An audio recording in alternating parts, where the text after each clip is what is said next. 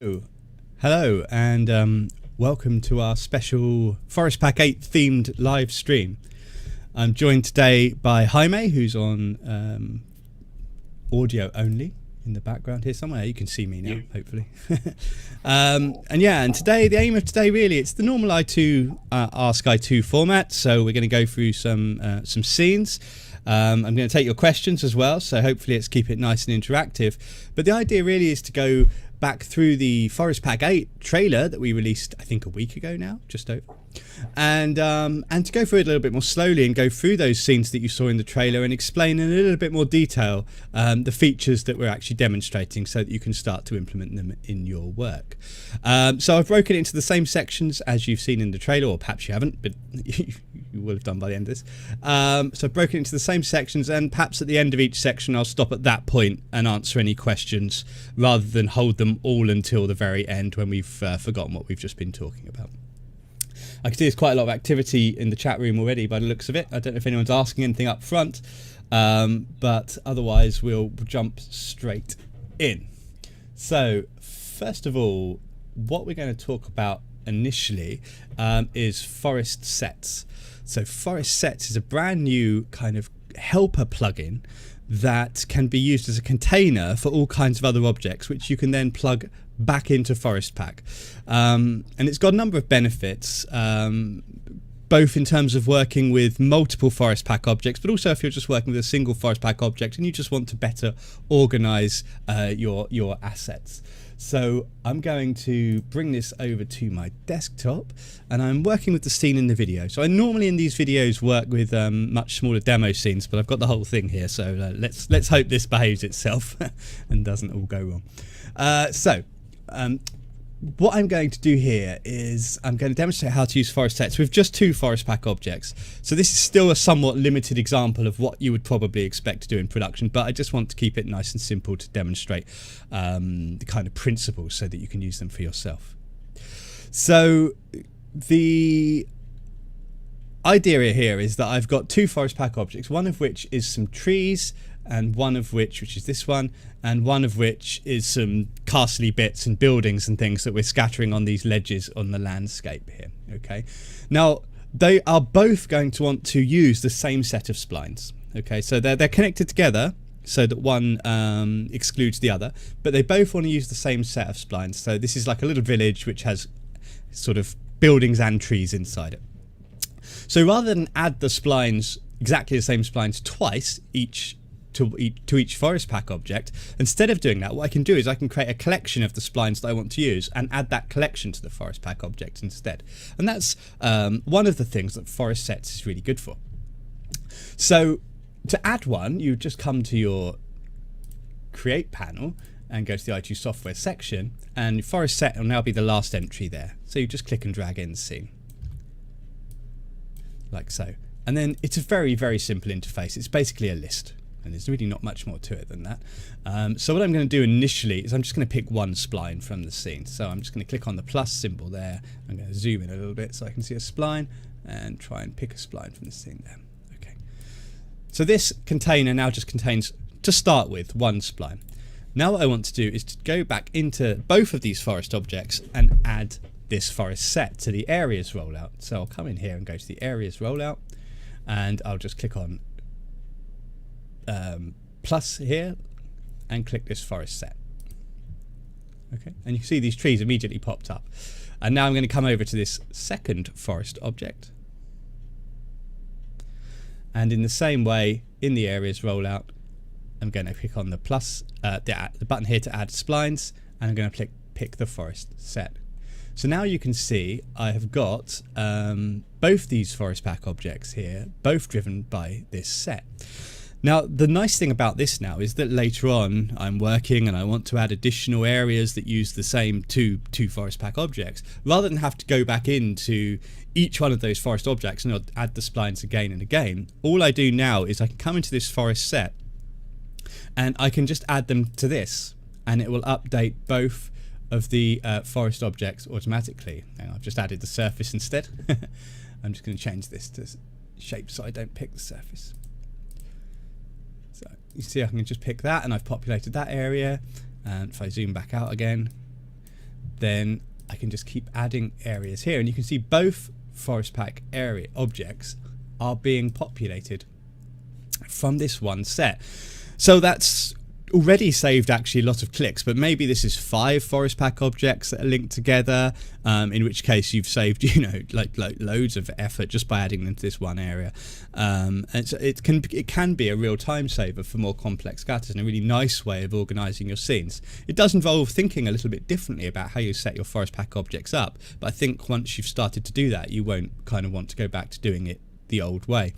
The nice thing, of course, is we can remove these too. So, you know, again, if we had 3 or 4 forest pack objects that we want to change the areas for, I can easily come in and I can just delete an area from that, like I've just done there, you see, or this one here.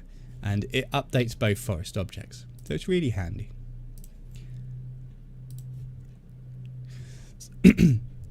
So that's kind of how you would use it for areas. Now you're not limited to spline areas. You can use object areas too. So you could have a list of objects in this forest set that are being excluded in the forest pack objects, and of course that's a great advantage because normally in the forest pack areas rollout, which I'll just pick and show you, normally you'd have to have one separate entry for each individual object that you're trying to exclude. So here's your object exclude, for example. So instead of having one object in your list for everything you wanted to exclude, you could link to one forest set and add them all to the forest set instead. And it's much easier to manage and organize. And again, especially if you're sharing that set inside multiple forest pack objects, it's really, really powerful. So that's how you'd use forest set for areas. But there's another way of using forest sets too. There's actually pretty much loads of ways of using forest sets. So I'm just going to zoom in a little bit closer, and I'm going to look at these castles that we're distributing here. So as well as using areas, we can also use forest sets for geometry. Now at the moment I've just got one castle picked here, but what we can do is group together geometry items inside forest sets and then add those to the geometry list. So I could add these all to one forest set if I wanted to. There's three sizes of castle here. If I added all of these to one forest set and added that to the geometry list, it would randomly pick them, and it would be as though I've listed them all in the geometry list separately. Okay, which is fine. If I wanted to share that geometry between multiple forest objects, of course, it'd be far easier to put it in a forest set. But where I'm finding it already quite useful myself is to divide it into groups of things for which you'd like to control the probability of. So here, for example, when I scatter these castles, I might want many more small castles than I want large castles, because otherwise these will dominate the scatter. So what I'm thinking of doing here is splitting this forest set into three different sizes of castles, each with their own forest set. And just to illustrate how to do that, I will just create one for this last one. I've already done the other two just to speed things up. So I've got a forest set here again. I'll just draw this out in the scene, and I'll come into the modify panel. Now I could add these castles one by one, but there is here a add multiple button. So if I just click on that, you can see this brings up your picker, and then you can just pick them from the list. In this case, I'm going to add all of the castle small pieces and add those there. So that's pretty much it. That's now a forest set with those castles in there. If I come into my forest pack object and add those 3 sets, you can see how that can be useful for adjusting the probability. So I'll get rid of what I have already. I'm going to add a new object and pick the small castles. So now we've got all the small castles in there. I'm going to add another one and add the medium castles.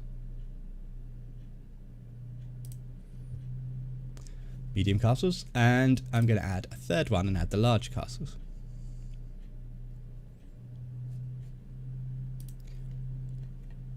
So there we go. So now I've added all of those castles, and you can see what's happening is pretty much what you'd expect to happen, that the large and medium castles are dominating the scatter due to their larger size. So what I'd want to do then is turn down the probability for those. And the nice thing now is that I don't have to do this separately for sort of 6 different objects in my geometry list. I can very easily and quickly do it without having to worry about what models what, just using these 3 different sets. So for large castles, for example, I can come take the probability way down to maybe, I don't know, 5%, and you can see it's sort of affected them all. And maybe for the medium, I can take it down to 10%, or anything really, and you can see how that's kind of working. So I mean that's a really interesting way of working, and the nice thing is that if later on I decided I wanted to change what, you know, maybe I've modeled another 5 small castles, I can just add them into this forest set, and this scatter will update. It will also add them to any other forest pack object I've got in this scene that is using that forest set, so I could potentially be changing the scatter items for multiple forest objects at once. It just makes the whole lot more interdependent, more flexible, and much more powerful, I think. So let's just come back, and I think I've got one more thing I want to mention about forest sets. As I say, it's not a particularly complicated interface, so there's not tons to have to explain here. I will actually, one more thing I will mention while I'm here, while I've got these forest sets here, and they're all 3 in view. It's just a little thing, but it was requested during the beta, which is just so that to make it easier to identify forest sets in the viewport. The user asked if we could change the color of them. So what I haven't mentioned is that down here, right at the bottom here, you can see it says use viewport color here, and wireframe color, sorry. And what that allows you to do, if that's enabled, is to change the color based on the wireframe of the object up here. So I could change one to red, for example, one to I don't know, you get the idea. I can change the colors, which may not seem like a terribly exciting feature, but it's really quite handy if you've got a lot of those lined up and you want a quick visual kind of reference. If you can remember what the colors were, then that can help you out a lot. Great, so I'm going to just go back and illustrate one more really quite powerful feature, which I think can really affect the way we work with imported files, as well as another really handy way of populating forest sets, not based on picking objects specifically, but being able to auto-populate a forest set from a layer in 3ds Max. So what you're able to do, and if I open up a layers dialog here, what you're able to do is to automatically load the contents of a layer into a forest set and then use that forest set in forest pack somewhere. So for example, if I grab this forest pack object here, and what I'm going to do is I'm going to use a different mode from normal. So just to illustrate this, I'm going to use distribution reference mode, which lets you put an object on reference markers or other geometry in the scene using its pivot point. I'm going to use that because that's probably most commonly used if you're importing something from a CAD file and you want to replace, like, you know, you've got tree markers and you want to put a tree on each marker or that kind of thing. So I'm going to use reference mode, but this principle works anywhere where you can put a forest set. So this could be populating from a layer into the geometry list, it could be populating from a layer into the areas list, anything like that. So I'm going to change it to reference. Now I haven't got a forest set here, so let me add one of those. I'm going to add a forest set just here and come into here. So what I want to do now, instead of populating this list here, I'm just going to turn on from layers, and I need to write in this box here the name of the layer that I want to import geometry from. In this case I've called it references, could be called anything. So I'll make sure I spell this correctly, references. If you've got multiple layers, you can use multiple layers, just put a comma between it and then write the name of the next layer as well. You can also import child layers too. If you've got nested layers, you can tick this little button just here, and then you'll be able to import child layers as well. But I haven't got any, so I'll leave it as it is. So that's fine, I'll just hit return on that. Now all I need to do now is to come back to my forest pack object and add this forest set as a reference object. So we just move this somewhere so we can see what's going on. Right. So I'll just click on the plus button, click on the forest set. And you can see it populated just down here. It populated 2 of those references with catapults down there, which is great. And if you look over here, that makes sense. I've got 2 dummies in my reference marker. So this means if I start to add things to this reference layer, then it should also start to affect a forest pack object. So if I start to drag these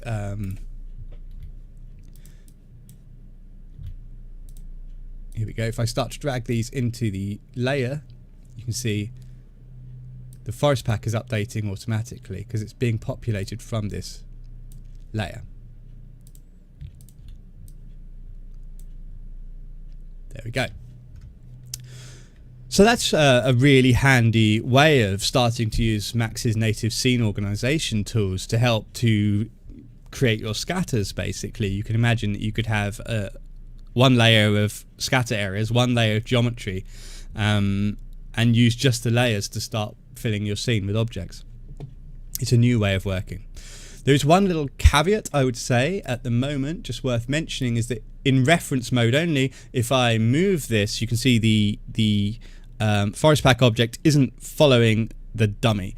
So as it stands at the moment, we do need to auto build to see it update, and you can do that by going to the forest pack object, but the quickest way is to use a new option that we've added here, which is this little button at the top here, which will basically rebuild from the scatter lister whatever you've got selected here. So if I click on this button, you see it rebuilt my forest object, and then it followed the new position of the dummy. So I can quickly just click that. Okay, that's just a limitation with using layers. Great. Are there any questions so far about forest sets? Yep, we have one from our friend Lars. Aha, hello Lars. Who's currently freezing as his local Denmark. So he's put it on top of the chat. He's asking if this can be used to make kind of an ecosystem. That's, yeah, this is kind of our moving towards the ability to create ecosystems, exactly, because you could, the thing about an ecosystem is really you want a number of forest pack areas, maybe one for grass, one for bushes, one for trees, you know, the different layers of an ecosystem, but you want them all to be maybe assigned to the same surfaces and use the same include splines. So if all of those 3 or 4 different forest pack objects share the same forest sets, by changing those forest sets, you affect all 4, 5, however many there are, forest pack objects, basically creating an ecosystem. So, I mean, that basically gives you a single point which you can edit each of those different attributes instead of having to do it for 4 or 5 different forest pack objects.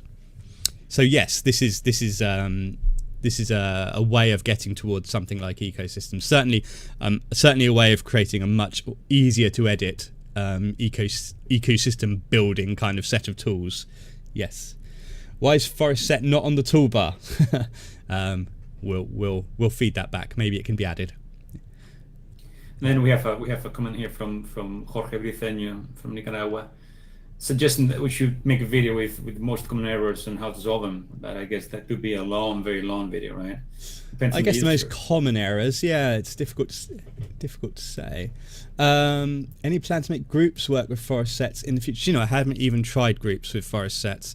I wouldn't be surprised if they do work, but I will have to check that. That's a good question. Like, make a note of that one. I will feed that back to groups. Okay. If there are 20 work tables and you place 20 different office items on them randomly rather than manually putting it on them, use forest sets for this operation. So that question is, if there are 20 work tables, then can we place 20 different forest items on them randomly rather than manually putting it on them? I think probably... Well, you could... So I'm just having to think this through. It doesn't really fundamentally change what's possible with Forest Pack. It just allows you to use containers in every input in Forest Pack. So in a sense, that might be possible anyway by adding the 20 tables in one forest set and adding them as a reference, and then having 20 different objects in another forest set and adding them in the geometry list. And then it would probably randomly pick from the first forest set and apply one of each to the reference. That makes sense, but I'd need to see that specific example. But in theory, that would work. So it might be possible, depend on your specific setup. There. Good. Are there any other questions before I move on to the next thing? Nope. Good. Okay. Let's 40 minutes on. Well, we might have to go a little bit longer this one, Jaime, depending on how things go. Right. So where am I? I'm here. And I am going to talk now about linked hierarchies. So linked hierarchies, my video didn't play, that's very disappointing. I'm going to play it anyway. So linked hierarchies are a kind of alternative to groups, if you like. So what you can do here is, instead of having to group objects together like we just discussed, what you can do instead is just link them together using Max's standard kind of linking tool. So this is mainly used for animations and that kind of thing. So up here, for example, we've got the select and link option here, and in fact this catapult here's an example of that. So this catapult, if we select it, is made of one piece here, which is the base, and then we've got on top of that we've got the arm, and I've got a kind of counterweight at the back there. And you can see I've already set this up actually, so I'll just undo that so I can demonstrate it. But those aren't in a group, right? They're just linked together. And in the past, Forest Pack wouldn't have been able to do anything with that. You'd have had to have grouped it, but it wouldn't work as it is. So at the request of a Visual Effects studio, we added linked hierarchies so that you don't need to use groups, you can just use it like this. And it's very easy to implement, and it's great for rigged models like this. So normally what would happen, I'll just show you from the start, normally what would happen if I was to pick this is I'd come into the geometry list, I'd click on the plus button, and I'd click on the base here, okay? And what you would expect to happen will happen, you just get the base part of this geometry. If you want the rest of it, all you need to do now is to use this brand new option here, which is called Include Children.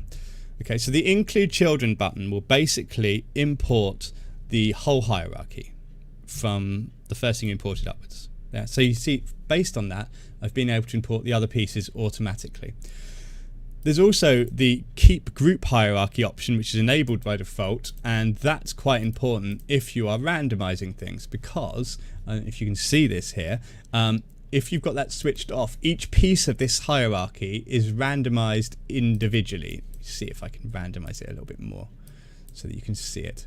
So if I make this something silly like 360, yeah, you can see it, they're all rotating separately, right? All the pieces of the hierarchy are rotating separately. But if I enable Keep Group Hierarchy, then they should all go together.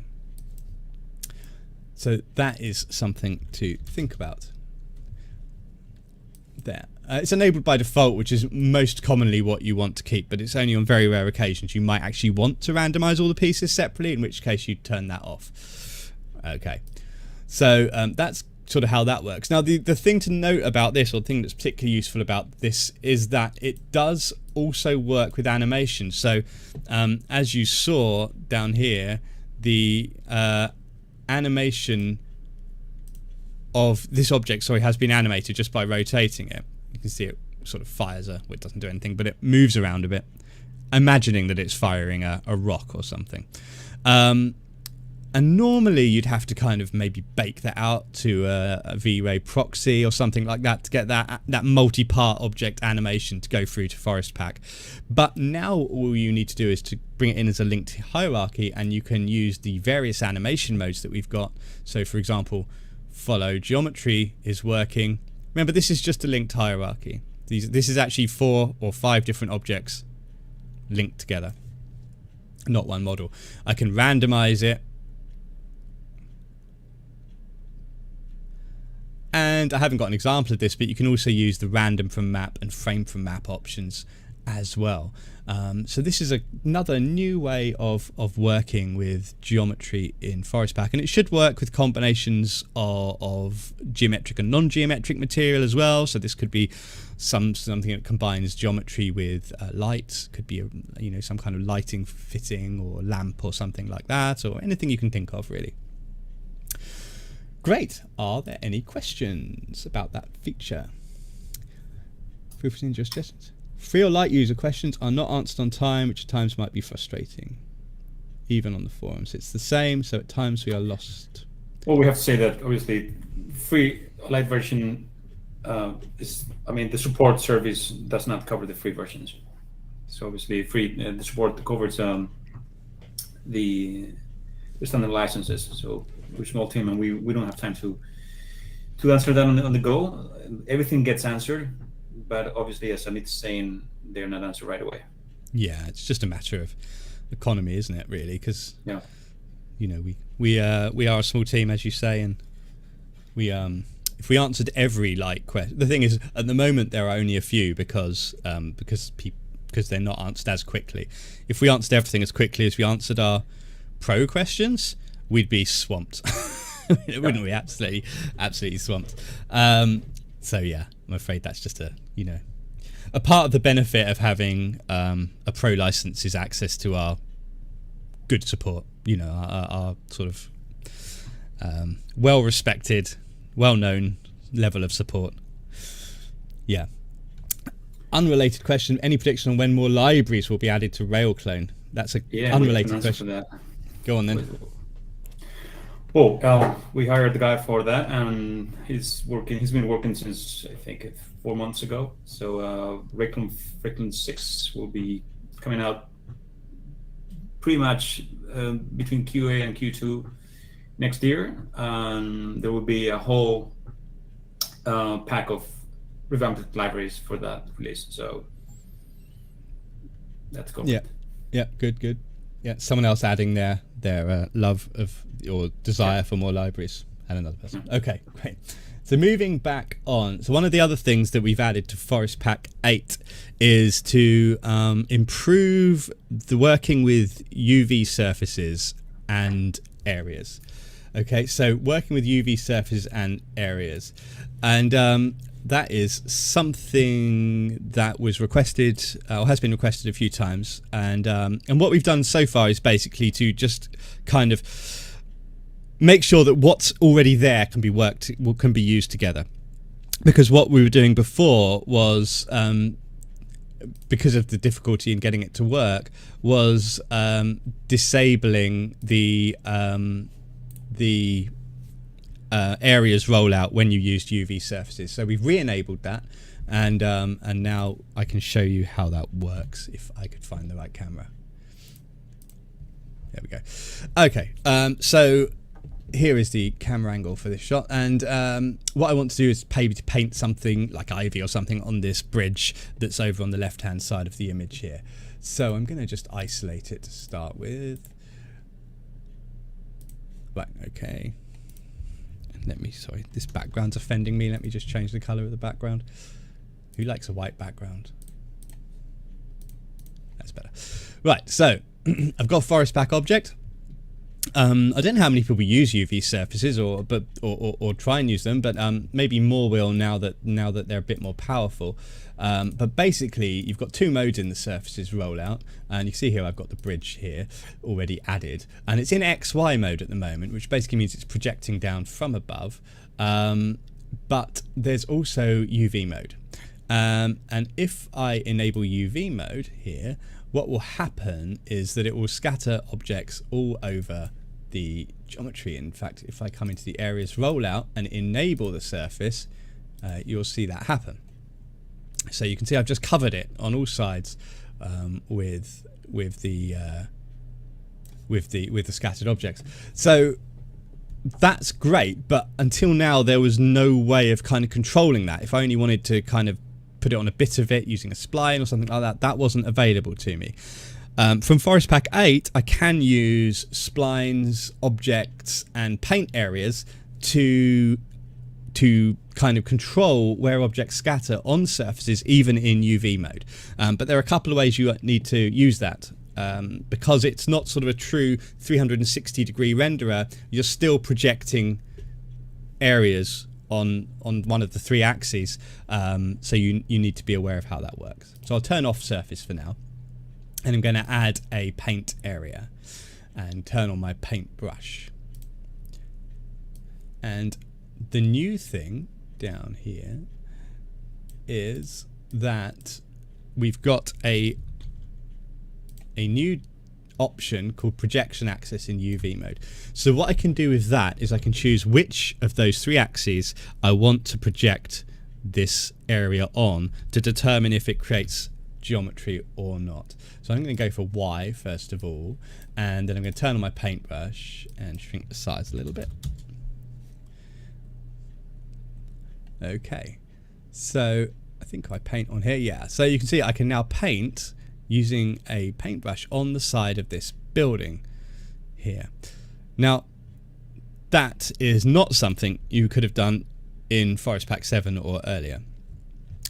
So if I want to come around this side though, it's not really going to work, because remember, it's projecting only on one axis, the y-axis. So if I want to paint on that side, what I'll have to do is to just add another paint area, set the projection axis to x instead of y, and then I can use this one to paint on this side. And that's pretty much how it works. It's quite straightforward. When you're using paint areas, the important thing is that you set the axis before you start painting. Otherwise, Forest Pack doesn't know in which direction you should be creating that spline.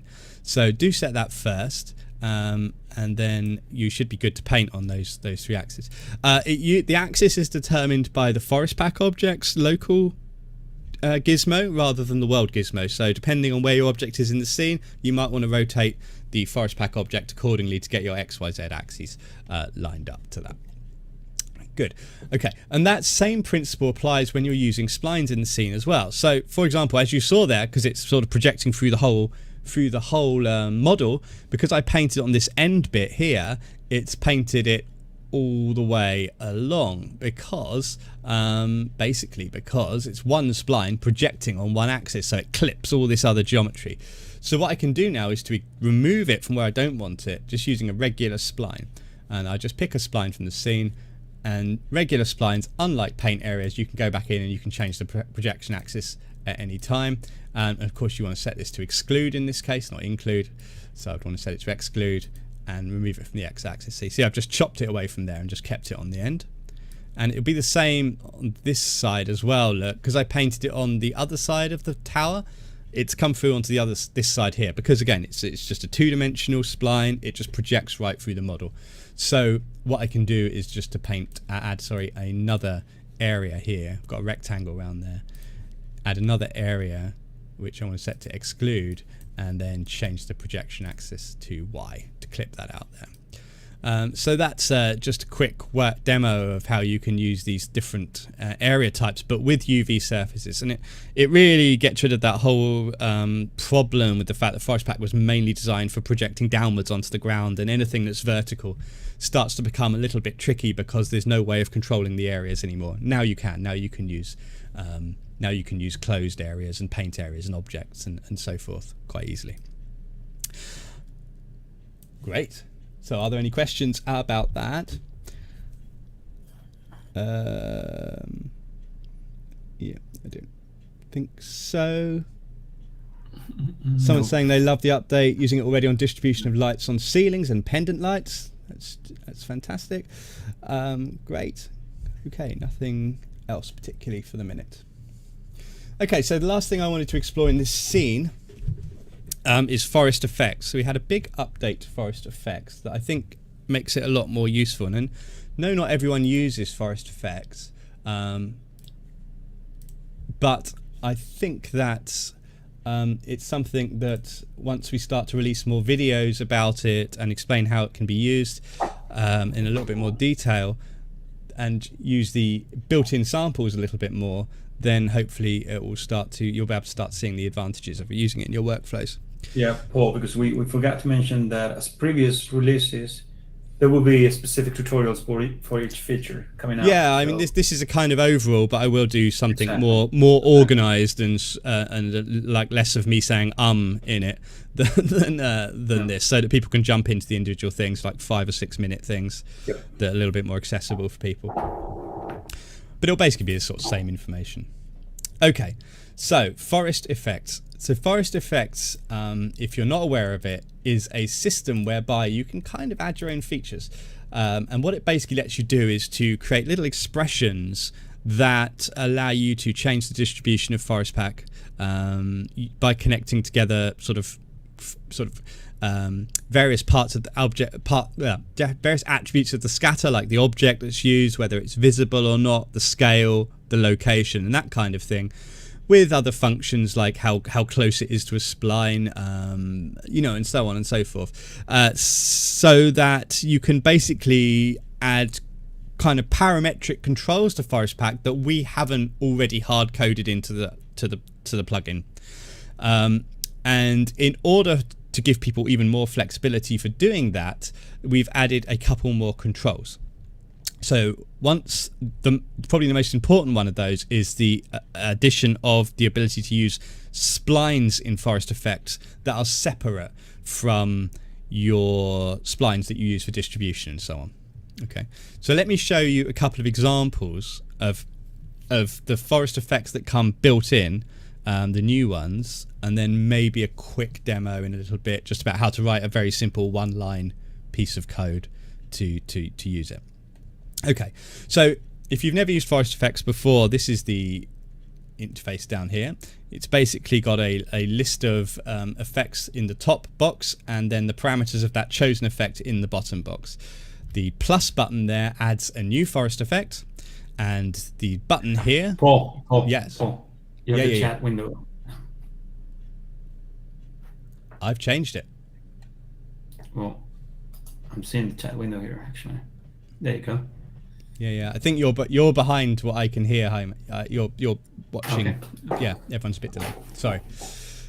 So there's a plus button here which adds the effect, and then this button on the right brings up the effect editor, which I'm not going to go in too much now. But for most people starting out with effects, they use the preset. So this button next to it, the second one in from the right, brings up the list of presets. And as you can see, if you've never explored this before, there's a bunch of different features in here that are available to you in Forest Pack that aren't available anywhere else in the interface. So I'm going to pick a couple of the new ones.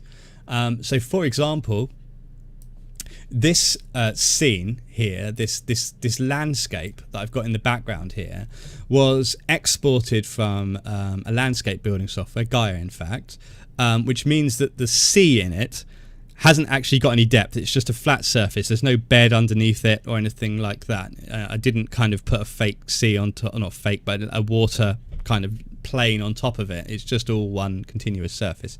Now that meant that when I brought some rocks, these red and blue boxes of rocks, when I brought the rocks down to the river, I wanted them to look like they were sinking into the water, as though the bank were carrying on underneath the water. And so in order to do that, I created a forest effect that would basically sink the objects into the ground based on their proximity to a spline. Okay, so you can see on the left hand side of the image here, I've got a white line, which is a spline here down the middle of the river, and these are my rocks. So I'll just show you how this works very quickly. It's very straightforward. Basically, I'd be looking through my list of effects on the left here, and I've got one here called Z Translate by Spline. Okay, so that's going to do what I want it to do. There's a description up here about how it works and what it is. But for now, I'll just click load. So there I have Z Translate on Spline. You can see that's listed in my effects list at the top there, and you can have multiple effects running at once. And underneath that, I've got the parameters for this effect. So the first one is the feature that was added in Forest Pack 8, which is the ability to pick a spline from the scene and use it in your forest effects. So I will just pick this spline from the scene from there. And the second one is a fall off distance, so I'll just give that a value there. And then the third one is a curve. So this curve controls the translation of these objects. Rather than give it a simple distance, I thought a curve would give you a lot more flexibility and control. And what you can do then is use this, control this using a graph. Okay, so on the left-hand side of my graph, I might set that to 0, and on the right-hand side, maybe I'll take it down a little bit. Or it might be the other way around. Let's see.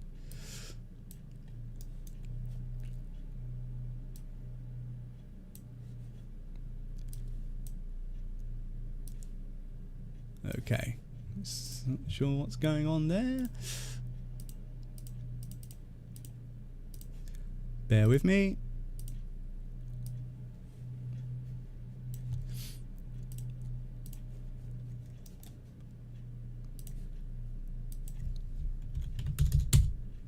My forest effect isn't working.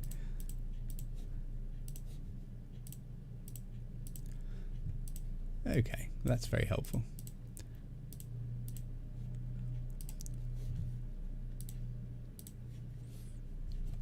Not sure why. Sorry about this.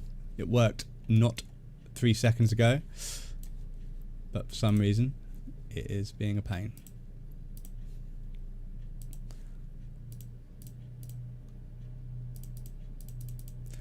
Okay. Well, I tell you what, I'm going to forget that one and move on to the next one, see if this one works any better. So, if this doesn't work, I will have to think again. Like I say, we're going to have other videos for these, so no big deal if not. So, okay, so I've got another one here, which is some sort of grass on the ground. I'm going to try a similar thing. This is basically the same sort of thing anyway, so let's see if this works. So, instead of doing translate this time, I wanted to scale these objects to kind of create a path through here. But I just wanted the grass to be flat, not really kind of separated out to the sides. Just wanted to flatten it on the Z-axis. And again, didn't really want to affect the distribution because I've got patch distribution. So what I've got is a scale by spline effect, which fingers crossed is going to work. So I'm going to click and load that. And then, in theory, I should pick the spline again. Okay. And then I've got a fall off distance. Something moved, that's promising. And then I've got another curve here. So let's take this down. Okay, great. This one's working. I think actually what I had done in the last one, just to forgive Forest Pack, it wasn't Forest Pack doing something wrong, it was my stupidity. I think I still had the leaves selected on the bridge and not the rocks. And that's why we couldn't see anything.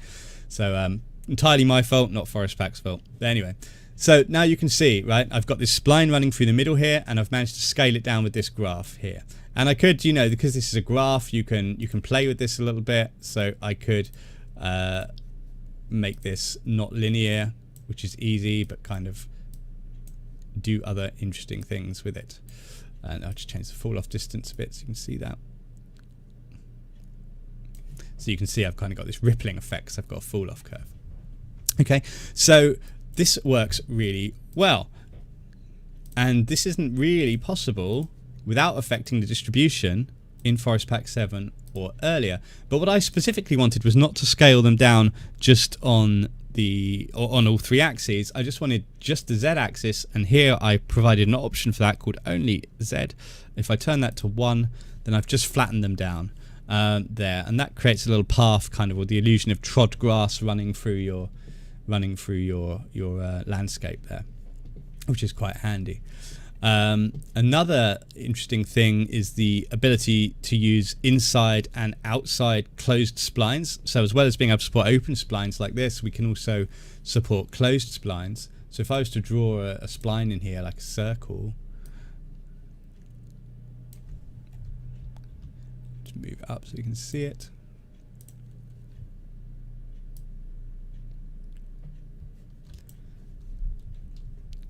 Can't see my circle for some reason.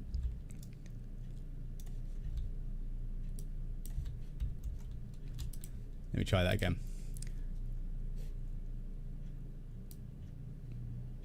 There's a circle. Fantastic. There we go. Okay, so instead of using a open spline like that, I'll use this closed one. And I'll just jump back to Forest Pack and pick this spline from the scene.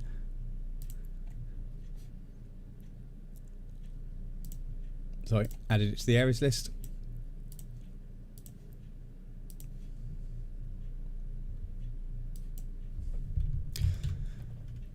Talk amongst yourselves. There we go. Right. Right, okay, there we got it. Okay, so now I've got a closed spline. So you can see what's happening is that as I move this around, that I'm flattening the geometry, just the scattered areas just around the spline.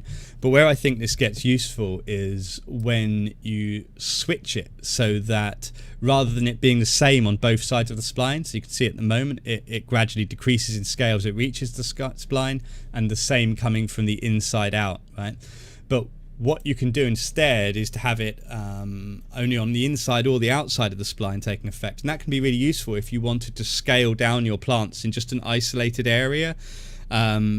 Which, you know, again would be kind of tricky. You might do it with maps, you might have to create separate areas and so on and so forth, but you don't have to do that with forest effects.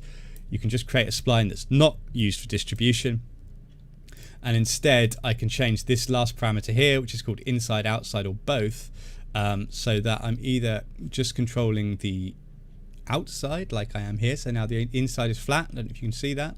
This was before. This is after. So the outside is normal height. It's gradually falling off to flat on the inside. Or I can flip that and do it the other way around. So only the inside is scaled up high and the rest is flat. So with this you can do all kinds of things to do with localized kind of control of your scatters. So it's really powerful. And these ones are included, so you don't need to know how to kind of create the effects themselves to do this. To take a look at another quick example, there is, for example, there is, if I can find it, item effects. So swap geometry by spline, for example. So again, like maybe I want to just change some of the geometry inside this spline, but without really affecting the overall, distribution. So what I can do here is I've got spline again, so I might pick this spline from the scene here, and you can see that again I've got the inside outside control. So what I've done at the moment is outside this spline I've changed the objects from to whatever's in the geometry list between the geometry list start and the geometry list end. So if you go to your geometry list, they're just counted from the top down, 0, 1, 2, 3. Yeah, so that's kind of how that works. So if I was to change geometry list end to 1, I should get an extra couple there. If I change to 2, I'll get another one, and 3, I'll get another one. If that makes sense. Right, so that kind of works like that. If I switch this round, I could just control what's inside the spline.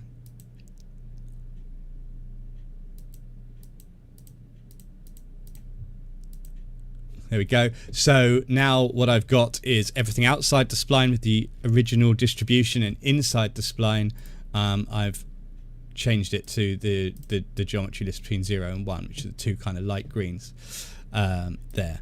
Now another interesting thing that we've done in this is allowed you to filter the effects as well, so that they don't apply to all of the geometry types. So say for example I only wanted to change these yellow or lighter yellowy greeny ones to this kind of light green plant, then what I could do is to filter it beforehand. And you see I've got this option here that says apply to models. If I tick that and click on pick, then what I can do is to say I only want it to apply to anytime this model crops up. Okay, I hit OK. And now you can see what I've done now inside this spline is basically to just remove those small lighter green plants, which is pretty handy again for being able to change the distribution, or change the objects, sorry, without actually having to affect the distribution areas. So it's a completely different way of being able to use Forest Pack. There are lots more of these. I might just show you one more. So we've also got some interesting things to do with repulsion. Let's see, where's that one? So I think that's in dynamics. Yeah, so we've got spline attraction, spline repulsion. Those are both new and use the features. So the new features of Forest Pack 8. So I could use spline repulsion, for example. If I load that up, then what I can do is to pick a spline. I'll go back to my open spline from the scene, and I'm going to turn off apply to models, and you can see that what's happening here is that it's pushing the objects away, but it's not excluding them. If you look, it's just pushing them away from the center line. So then they're not just being removed, they're being repulsed there. And you've got a distance setting here, and you've got a strength, so you can move them away. So that's quite interesting. And of course this is dynamic, so what's quite fun about this is that you can move the spline around and the whole kind of thing animates and pushes around.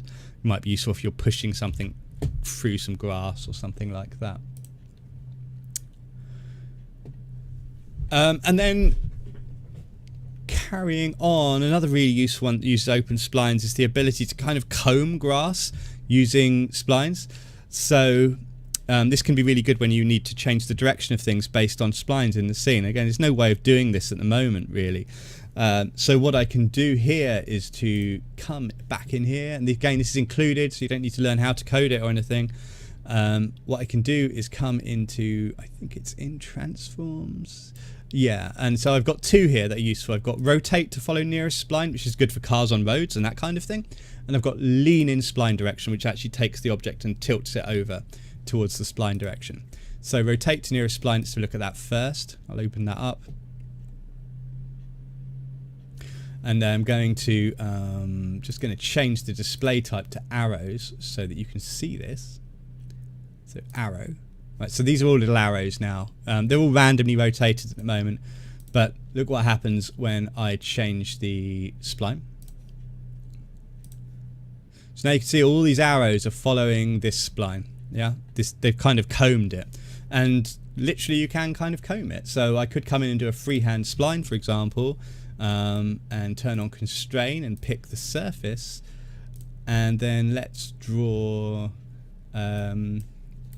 Let's draw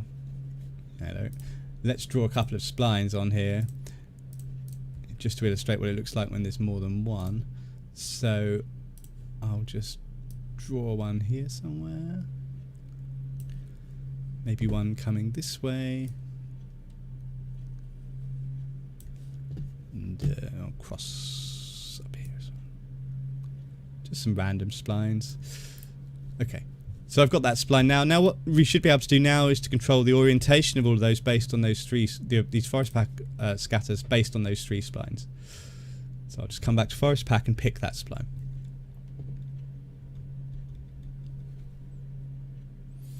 So what I need to do is pick it. And you can see now the arrows are all being brushed in the direction of those splines, which is really cool.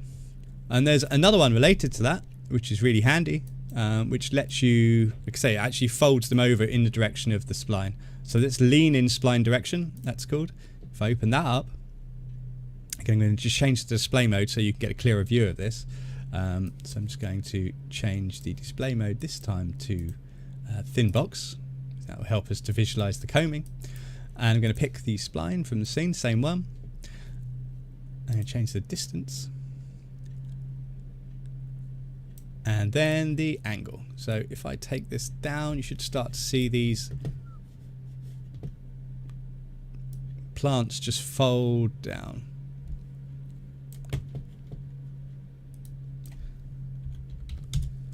Like so, which is really cool. And I've got a width there too. So this is great if you wanted sort of a path through grass that people had trod down or something like that, or you know, through crops. This is really handy way of folding that grass down without you having to paint maps or anything that you have to have done in the past. Great. So are there any questions about all that? There's loads more effects, but I'm conscious of time, and I would have to go on and on to talk about more, but I'll do a video about each one probably once they're out. Yeah. These rotate to follow spline effects were in fact in the final scene how the castle buildings were made to face the outsides of the mountain. So you can see from here, I won't actually do it because you've seen it work, but you can see the splines around the outside the mountain here were used with these buildings to make them all face in the right direction. Great. I would say that effects is one of the features that less people know. Yeah, it's definitely. It's definitely we should push. Yeah, it's definitely doesn't get as much interest as I think it deserves because it's really, really handy. But I do also understand that busy people haven't got time to necessarily start creating their own effects. But that's why I want to spend more time promoting the ones that we've got built in, and also creating effects for people based on their feedback to say, just, you know, so that everyone can benefit really. So we can easily release more effects in the future based on what people want and need. Yeah, good. There was a couple more effects actually. Bear with me, I'll just switch to a different scene file and just talk about something that people have requested, basically to do with using path mode. So I think most people know that Forest Pack has this path mode, which allows you, a little bit like rail clone, to scatter objects along a path. But it was a little bit limited in the sense that you couldn't use areas and material IDs. So this is the benefit of effects, because it's something you can solve with effects without having to kind of add even more buttons to the interface, without having to complicate things even further, and it's not there cluttering up the interface for those people that don't actually need it.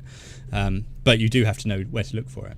So this is just a much more simple demo scene I've got here with a forest object in here. I'm going to change path distribution mode here. I'm sure everyone knows about this. And then, you scatter effect. You'll scatter your objects along the paths. The first thing to note actually is that there's another request, is that in order to, it was a request to be able to randomize the position along the path. Okay. So this we did act directly to the interface because I think it's useful for everyone. And now there is this new option down here called randomized position, which you can see just here, which basically allows you just to shuffle objects along the paths like so. And if it's a curved path, it will follow the curve of the path, so it doesn't kind of drift away from the path in the same way as it would do if you used random translation. So that's the first thing. That's quite handy. The second thing is that this path has a material ID assigned to it. So if you look here, I've got a segment selected here and I've given it a material ID of 2. So currently, as it stands, there's not a way in the path kind of part of the interface to use that. But what we can do is use an effect. So so basically we can create an effect to exclude that. So this is built in, but I'll show you how to do it actually, so you can get a sense of how quickly you can create these effects. So what I want to do is exclude an object. I want to make it invisible if it's on a material ID of 2. So what I would do there is I would think, what do I want to control? I want to control the visibility of that object. So first of all, I'll find it in the attributes, FP item, and scroll down until I find the attribute I want to control. In this case, visible here. So I'll double click that. That adds it to the path, into the expression, sorry. I'll hit equals because I'm going to change the value. And now I want to create a conditional. So I'm going to say if for conditional, and then some kind of attribute I want to test. And in this case, I want to test the material ID of that path. Now, if I scroll down here, you can see at the bottom, this is new. There's an option called spline material ID. So I can double click on that and add that up there. If FP item spline material ID, if it equals, double equals 2. Because we know that's the number I've assigned to that bit of the path, then I want to output the value 0, which will make it invisible. Basically, visibility equals 0. It's not visible. Otherwise, output 1, so it is visible. Close the brackets, semicolon. If I evaluate that, you can see they disappeared from the path. Okay, so that's kind of how you create effects. It's a case of finding the attribute you want to change, finding something you want to test it against, in this case a spline material ID. It could be the proximity to a spline, it could be a surface material ID, all kinds of things. And then, and then kind of change the parameters based on those things. I will do more on these, obviously. And the other one of these, which is in here, which I won't show you how to make, but it's very simple as well, is to exclude, where is it? Item effects. Is to exclude by path. So it's in here somewhere. Path distribution. There we go. Okay. So path distribution inside of spline path mode. Okay. So this basically adds spline areas to paths, and you can see it's got basically no parameters. I just pick the spline here, and then when I put this spline over a bit of that path, I'll get trees. Okay, because they're inside the path there, like so. So that's pretty straightforward. And of course, actually, I should have picked the other one. There's one that does the opposite of that excludes from the area too. So, and you can stack these up. So just like you can in the areas rollout, you could have multiple of these. So down in path distribution, outside of spline path mode. Let's load that up. Pick spline. That makes more sense. So now it's a kind of exclude, look. Right, so I've got path mode and exclude areas. This wasn't possible before, but with effects and some changes in effects it is now. So that's pretty cool. While I'm here, I can't not point out that this castle is made with rail clone, of course, as are all the castle walls in the scene. And you know, it's fully parametric, so you can change the tower types and the walls and, you know, and so on and so forth, and deform it. There. That's something for another day. It's just in this scene. Lovely. So we have 5 minutes, Paul. 35 minutes. That's very generous. No, of you. that's 5. That's 5, not 35. Well, I'm nearly there, so that's fine. Good. So what I wanted to point out now is linked areas. So this is quite similar and can be used very well with forest sets as a way of, as someone pointed out earlier, creating kind of ecosystems and that kind of thing, or step towards it. But certainly a way of creating interlinking lots of forest pack objects. So I'm just going to open up another scene in the background here while I talk to you. If I can find it. And yeah, so this is a new addition to the areas rollout. Just give a sec. This is a larger scene, so it's going to take a while to open. While I'm waiting for that to open, are there any questions, Jaime? Oh, it's comments about the facts. People seem to be quite excited about it. So good. That's good. I will try and make that clearer than perhaps I did there in some more refined tutorials. But there is loads of stuff to talk about there. Yeah, absolutely. Yeah. Okay, great. So what I've got in this scene here is, or the way I would set this up, for example, to use this new referenced areas feature of forest pack, is that I would kind of imagine having a master forest pack object, and this master forest pack object is the one that I would use to add my areas to. Okay, and they could be forest sets as well, but this is the one that I would use. So what I would do then is for all these other objects that make up this kind of ecosystem, is I just link to the master.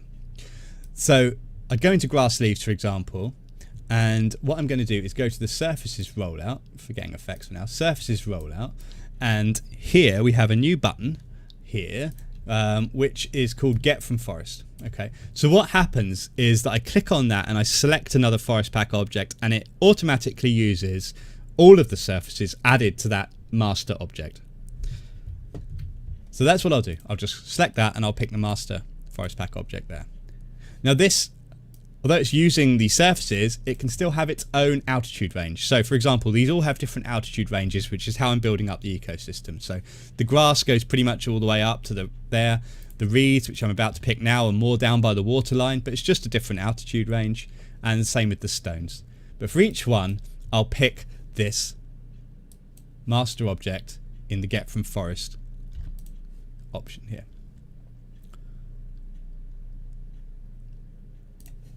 Like so. So these 3 forest pack objects are now linked to this master. That means that if I go back to this master object and pick a surface, what you should see is 4 forest pack objects get updated. And again, this is kind of the idea that we're looking for, in that we're kind of creating an ecosystem in that, based on the waterline, everything is being added automatically, like so, which is really cool. And the nice thing about that is, you know, that I can, again, if I want to add a new area to all 4 of these forest pack objects, all I need to do is to add it to this one surfaces list of the master object, and the whole lot updates eventually. It's doing a lot of scattering here. There we go. Okay, so that's pretty cool. And it's very simple to use. It's just picking it up automatically, nothing particularly fancy, but it's very powerful.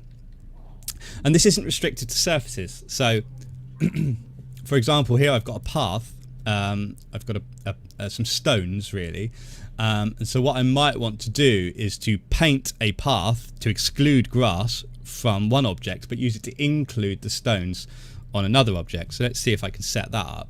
So I would come up to my grass, and let's get into a better position, and in the areas rollout of this one, I might add a paint area. Okay, and I want it to exclude this paint area. I'm just going to draw your attention to something else here as well, which you may have spotted me using, but we've moved the brush size option outside of this little dialog here. It just makes it much faster to access. Sometimes it's the little things, isn't it? But that's just such a time saver. So anyway, so I can use this to exclude this grass. Maybe I'll make that a little bit bigger.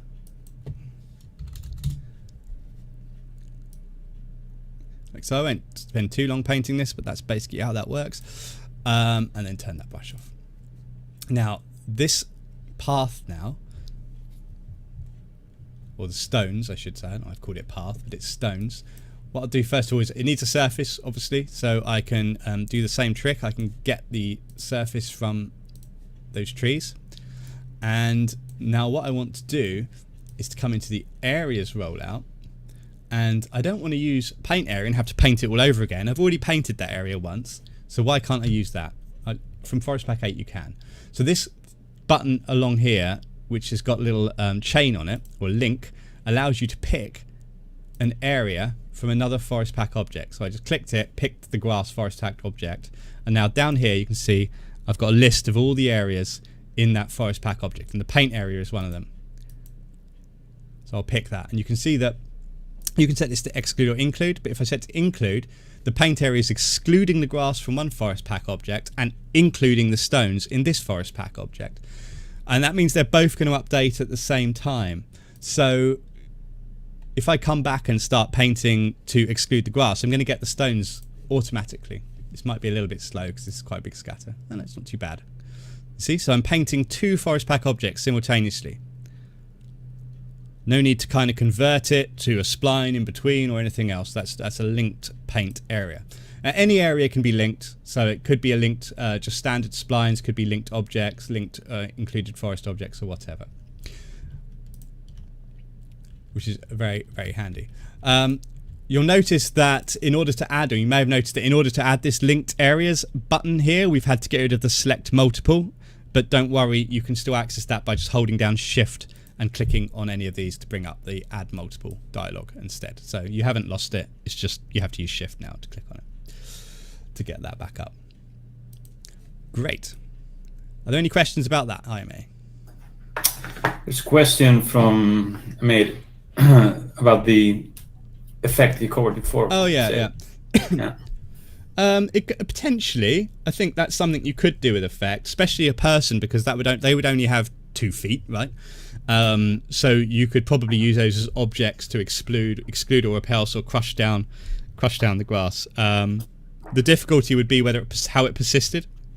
So you might have to do some kind of clever system that left a trail behind or something like that. Great. And is there a way to link the include areas? Yeah, okay, that's already been answered. Yes, great. Yes, there is.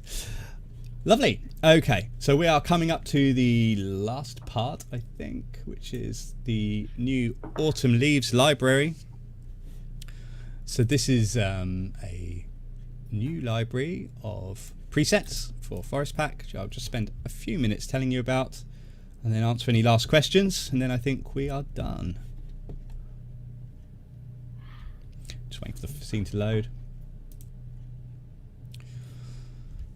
Okay. So this is a relatively simple scene. I've already added the trees and the bushes to it, so we don't need to worry about that. There they are. It's simple landscape. The path and the landscape on the sides are 3 separate objects, and that's about it really. So there's not much to tell you about a new library. I'll just demonstrate it quickly. There are a couple of unique features of this library that I will mention though. So first of all, it's in 2 sizes, as are most our libraries.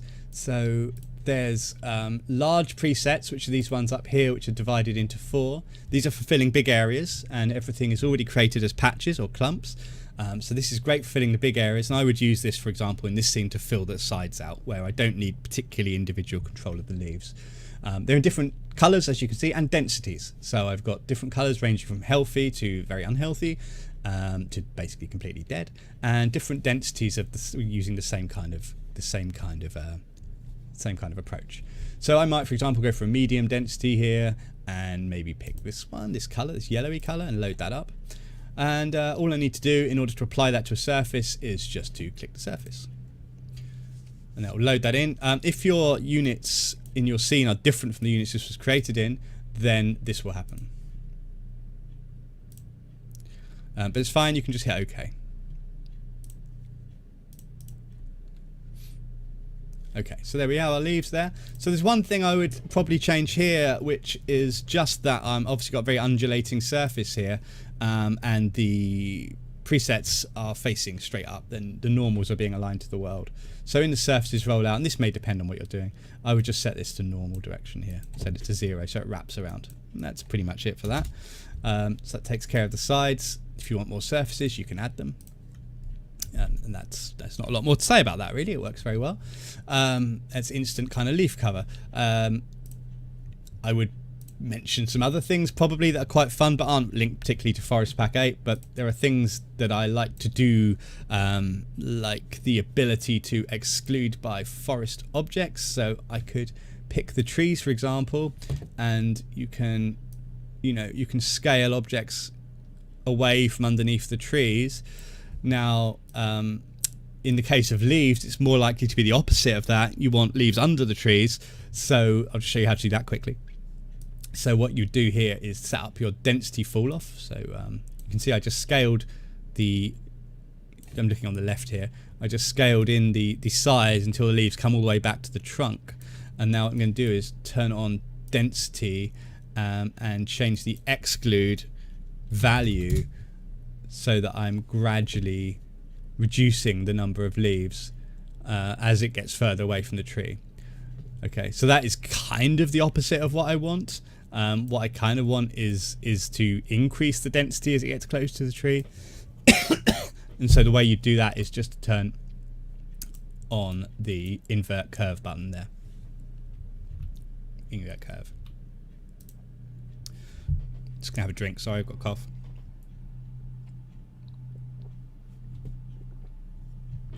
Okay, so you can see now I've only got leaves under the trees.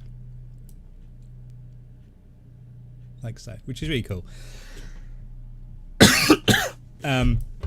If you don't want to lose the leaves completely, click on Edit Curve and just bring the left side down a little bit.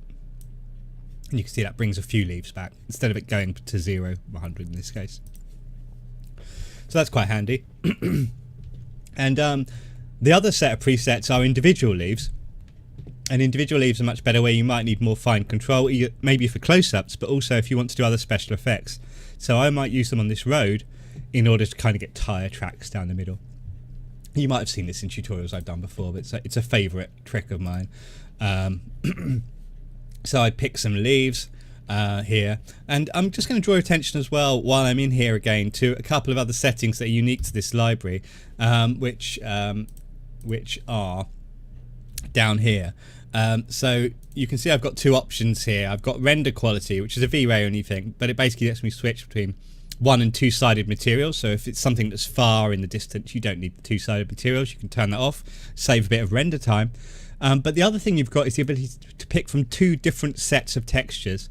So you've got clean textures, and then for those leaves that have been kicking around for a little while and got a bit muddy and trodden on, you've got a dirty set of textures too. So you can pick those instead.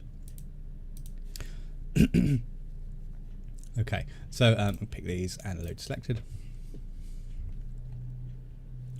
And then you just pick your surface, like so. Okay, so that's basically scatter some individual leaves, and you might think why not use patches? It's more memory efficient, but it's because I would like to do something like I'm about to do. I'm just going to turn the items back on so you can see. So once again, my beloved fall off curves. I love these things. What I can do here is to turn on density, increase the include area. I'm not sure what the value will be yet. 200 maybe. Maybe a bit less. So I just want it to just get to about the middle. There we go. And then open up the curve, and now we can kind of have a bit of fun with this by maybe, just creating a dip in the middle, so this kind of tire tracks. Well, I'm just reducing the density a little bit.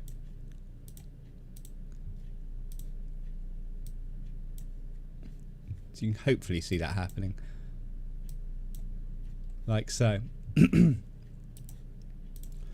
So it's very quick and easy to do and fully parametric, but it's very cool. I always like that effect. And you can always then, using the previous effect where you flip the curve, I could clone this, I could fill it with sticks or something like that, and then invert the curve, and then I could have something filling in the grooves in between, filling in the tracks with something else, which is a really interesting approach. But I probably should stop talking, or Jaime's going to cut me off. Good. Are there any final questions?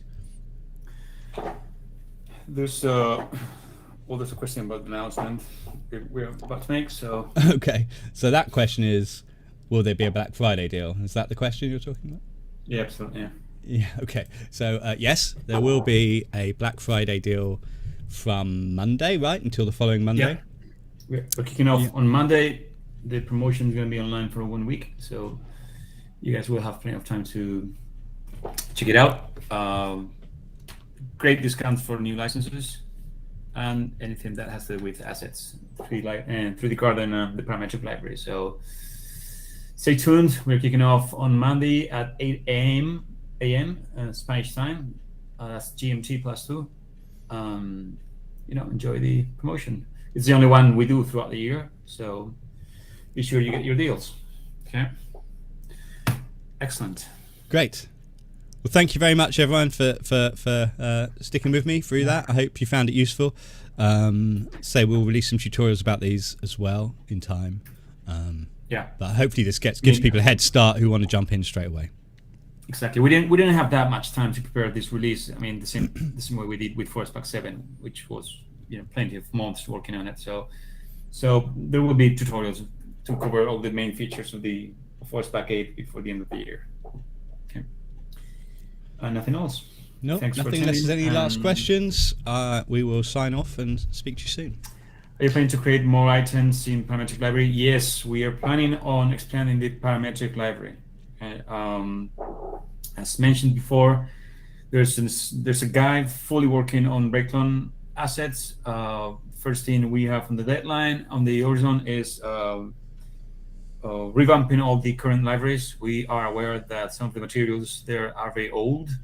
So with the next major release of Rayclone, which will take place between Q1 and Q2 on 2023, there will be a huge load of new assets for Rayclone. And at the same time, having new libraries for the parametric library range is in the radar. So yes, Rayclone, everything done related to Rayclone is on the radar, and it's our next major milestone. Good. No more questions. So thanks everyone for joining, and see you the next one, which is December, the last one of the year. We yet have to decide which day will be, but we'll announce it with a couple of weeks ahead. So nothing else. Thanks, Paul. Thank you, everyone. Yep. Cheers. Bye, everyone.